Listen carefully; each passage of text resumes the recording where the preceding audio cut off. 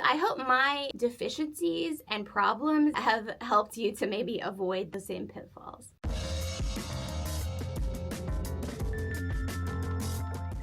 Welcome to The Localist, a conversation with local makers and independent entrepreneurs. I'm your host, author of the Localist book, and former small business owner, Carrie Rollwagen. So we've talked about what a morning routine should incorporate. We'll link to that episode in the show notes if you want to know more. But I wanted to come back and kind of talk about how to stick to a morning routine. Because I think a lot of us get really frustrated. It's like we get excited, we see other people doing a routine, we design one for ourselves, and then like a week later, we're not doing it anymore.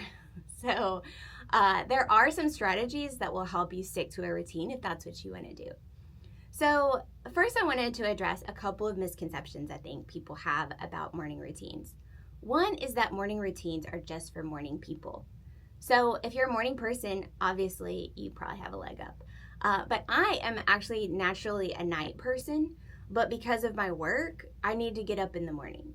So there was at one point I owned a coffee shop and you have to serve coffee pretty early. So I started really getting up early then. Now I don't own a coffee shop anymore, but I need to have time in the morning for myself that I can close my office door. People aren't really in the office yet. I can really plow through some work before I start a day of meetings. So that's a lot easier for me to do than trying to work in the late afternoon after 6 or whatever. So it's really helpful to me to kind of get a jump start on things. So the morning routine is really helpful to me. And I actually think as a night person, a morning routine is more important because I need the routine, I need the habit, because it's actually like not a natural thing for me to get up that early and get going. So if you're a morning person, great. If you're not a morning person, this is still for you and maybe even more for you. I also think there's a misconception that morning routines always feel just like serene and perfect. And you know, when I see these Instagrams and TikToks where people are going through their morning routine, they always look really relaxed and like, I have all the time in the world because I've gotten up early.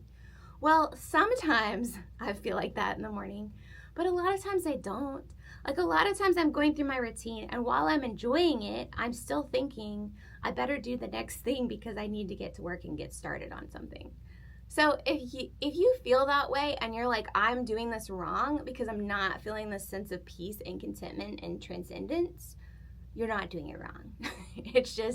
That's just not always how you feel. There are a ton of benefits to a morning routine. Sometimes it's feeling that way. A lot of times it's just being able to get your priorities actually accomplished. It doesn't always go with that feeling.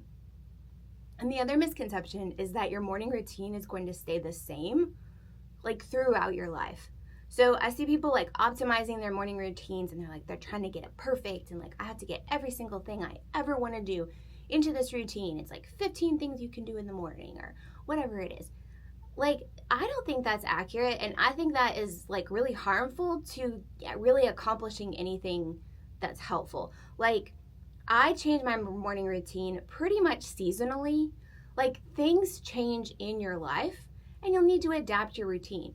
Sometimes there are things are changing outside of that you can't control. Daylight savings time, for example, on both sides can really mess up your morning routine.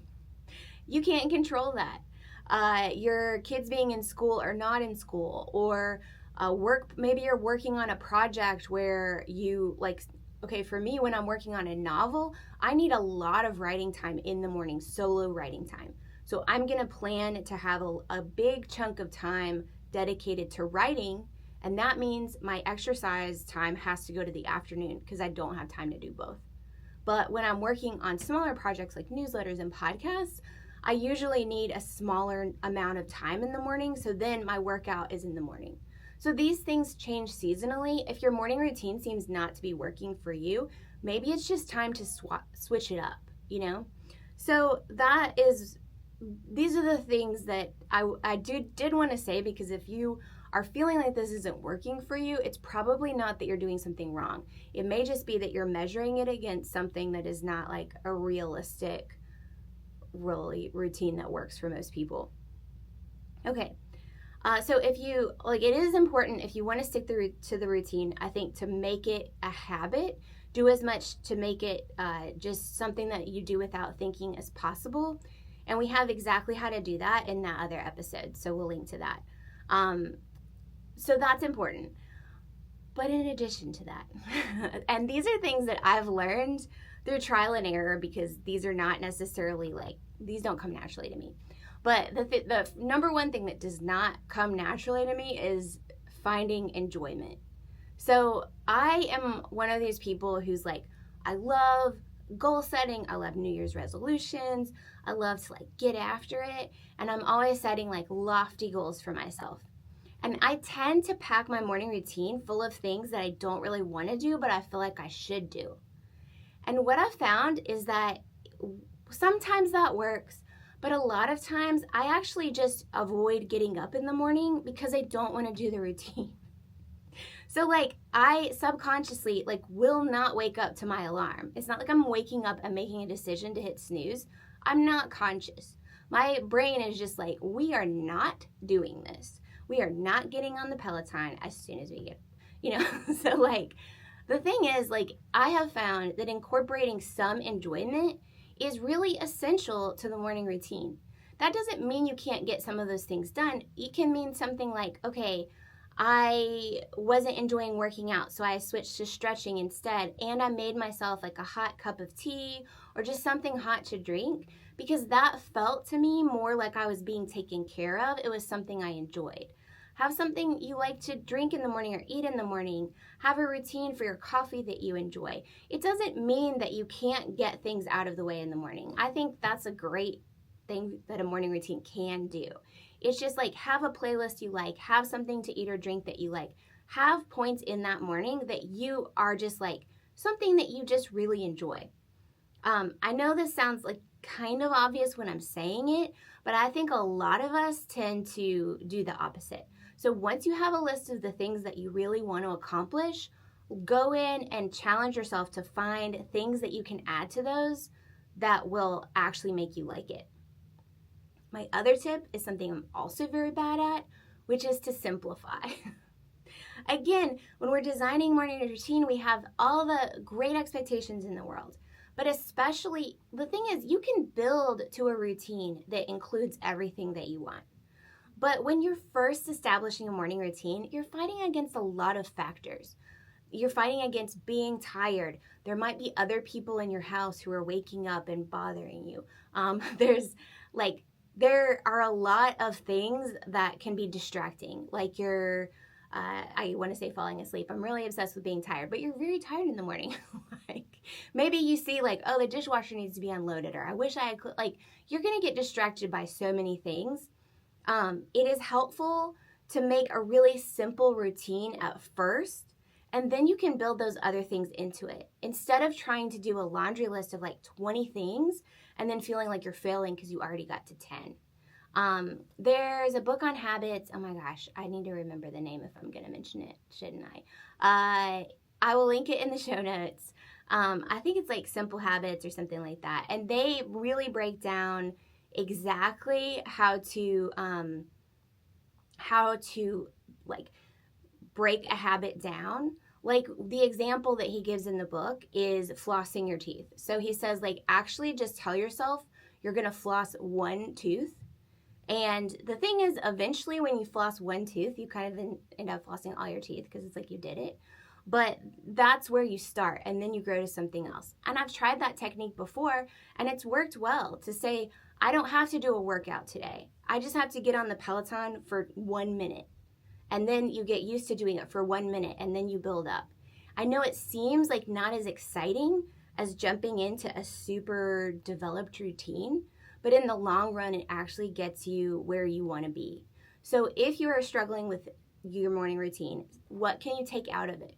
What can either take out an entire thing that you're trying to do, or leave each building block that you have, but make it really simple. Instead of writing 3 pages in your journal, write 3 bullet points of things you're grateful for.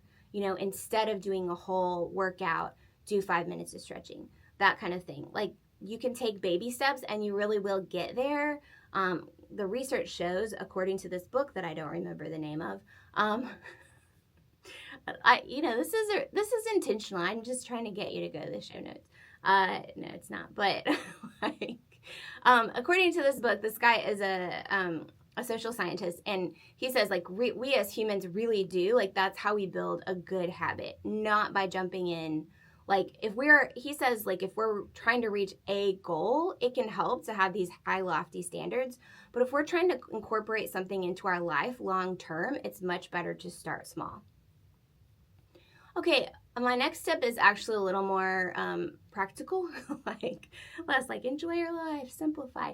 But plan what you're gonna do the night before. And I actually make a night before list. So I have it on my notes app on my phone. I just have a checklist of the things that I can do the night before to make my morning that much easier. It's just simple things like put my journal on the table, make sure there's water in the teapot. I put my little mug with a tea bag next to the water kettle. Now, in the morning, does it take me that long to grab a mug? No, the shelf is right next to it. But when I wake up, I just feel a little more taken care of. I feel like, yes, I'm doing my routine. It's all ready. Why wouldn't I do it? What an amazing person I am to have prepared so much. So again, because I'm a night person, it's a little easier for me to do those things at night. So if I can pick out like what clothes am I going to wear in the morning, what bag am I going to take, what's my lunch, all of those things, it's helpful. And it really helps me to just have a checklist of what are those things so that I don't even have to think at night about what are all the things I need to do in the morning. Now, I'll be honest and say I only really use that checklist for the first couple of weeks while I'm trying to set up my morning routine. Like, I don't every single night look at my checklist, because after I've done it a few times, like, I get it. And I don't do everything on my night before list like every night. Sometimes I don't put out my mug of tea, and when I don't, it's not a big deal. I grab it from the shelf and I'm fine. So it's not that you have to be militant about this, but it is really helpful to think, like, once you have your morning routine, think about what of these things could I do the night before, put those things on a list. And then I set it, when I'm trying to build this routine, I actually set an alarm at night, like at, 8 o'clock or something. And that alarm to me means, hey, start doing your night before list. So it actually also doubles as kind of a bedtime routine. So, I mean, you're really getting bang for your buck here. And then I mentioned this at the beginning, but my last tip is just to make sure you're changing this up seasonally.